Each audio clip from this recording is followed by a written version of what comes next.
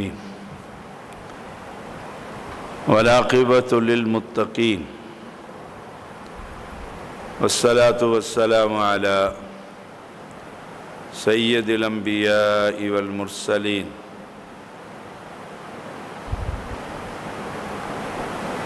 رسول اللہ صلی اللہ علیہ وسلم نے فرمایا اگر کوئی شخص وتر پڑھے بغیر سو جائے یا وتر پڑھنا بھول جائے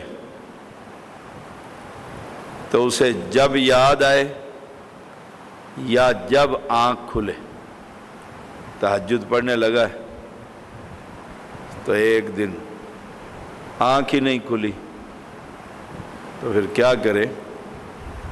وہ اٹھ کر آنکھ کھلی ہے وتر پڑھ لے۔ ابو داود 1431۔ رسول اللہ صلی اللہ علیہ وسلم نے فرمایا جو شخص رات کا وظیفہ یا کوئی دوسرا معمول چھوڑ کر سو گیا اور پھر اسے نماز فجر سے ظہر تک کے درمیان ادا کر لیا، وتر رہ گیا تو یا آنکھ نہیں کھلی تہجد کی نماز فجر سے ظہر تک کے درمیان، ظہر کی اذان سے پہلے وقت سے پہلے ظہر کا وقت داخل ہونے سے پہلے وہ پڑھ لیتا ہے تو اسے پورا تہجد کا ثواب عطا کیا جائے گا، سارا ثواب مل جائے گا۔ صحیح مسلم 747 نمبر۔ ام المومنین سیدہ عائشہ رضی اللہ تعالی عنہا فرماتی ہیں جب رسول اللہ صلی اللہ علیہ وسلم پر نیند یا بیماری کا غلبہ ہوتا اور رات کو قیام نہ کر سکتے تو دن میں 12 رکعات نفل پڑھتے۔ یہ صحیح مسلم کی حدیث ہے 746 نمبر۔ اس سے اہل علم فرماتے ہیں کہ جس کا وتر رہ جائے نا، وہ 2 رکعتیں پڑھتا تھا اور ایک وتر 3 پڑھتا تھا تو 4 پڑھے گا۔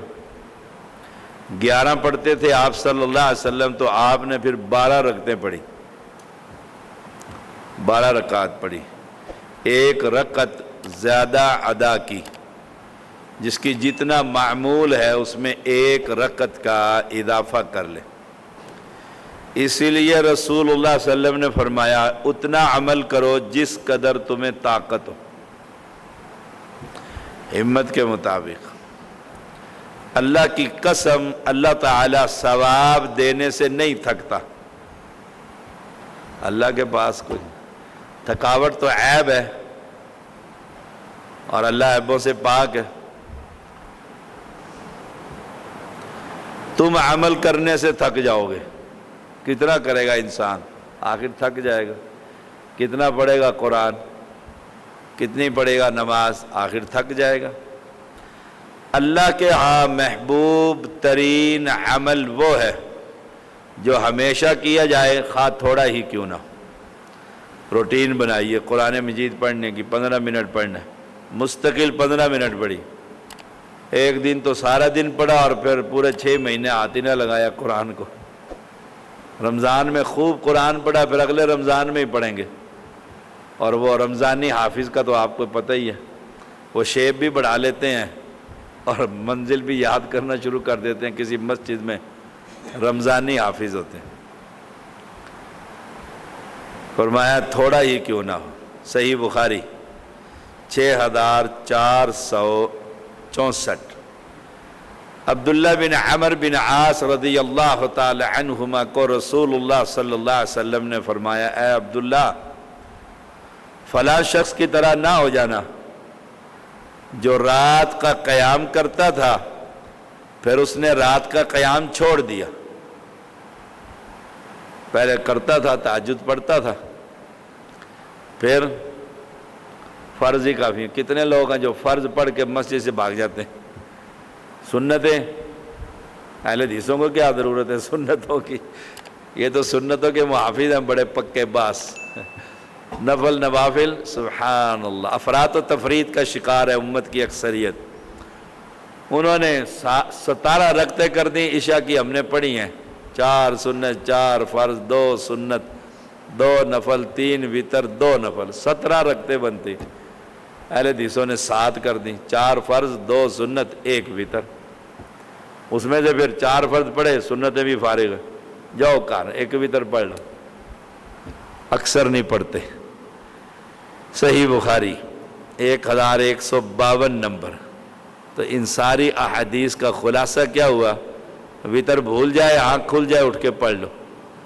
فجر ہو گئی ہے، اب جتنی رکعتیں پڑھتے تھے 1 رکعت کا اضافہ کر لو. ساری عبادت، جتنی بھی عبادتیں ہم کرتے ہیں وہ اتنی کرو کہ طویل کرتے چلے جاؤ.